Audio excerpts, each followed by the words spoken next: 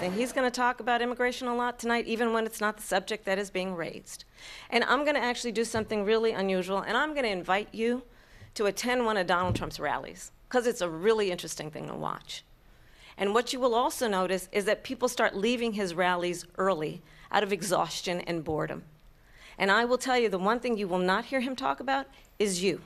She said people start leaving. People don't go to her rallies. There's no reason to go.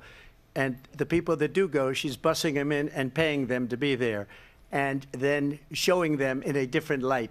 So she can't talk about that. People don't leave my rallies. We have the biggest rallies, the most incredible rallies in the history of politics. What they have done to our country by allowing these millions and millions of people to come into our country, and look at what's happening to the towns all over the United States. In Springfield, they're eating the dogs, the people that came in. They're eating the cats. They're eating the pets of the people that live there. And this is what's happening in our country, and it's a shame. The people on television say my dog was taken and used for food. I'm not taking this from but television. But the people on television saying their manager. Dog was eaten by the people that went there. Again, the Springfield city manager says there's no evidence of that. Vice We'll President find Harris, out. I'll let you respond to the rest of what you've heard. You talk about extreme. Why do you believe it's appropriate to weigh in on the racial identity of your opponent? I don't, and I don't care. I don't care what she is.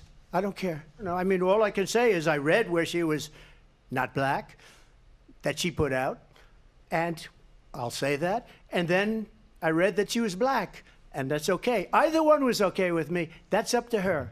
I mean, honestly, I think it's a tragedy that we have someone who wants to be president who has consistently, over the course of his career, attempted to use race to divide the American people. You know, I do believe that the vast majority of us know that we have so much more in common than what separates us, and we don't want this kind of approach that is just constantly trying to divide us, and especially by race. Millions of people let in, and all over the world, crime is down, all over the world except here. Crime here is up and through the roof. Well, I think this is so rich, coming from someone who has been prosecuted for national security crimes, economic crimes, election interference, has been found liable for sexual assault, and his next big court appearance is in November at his own criminal sentencing.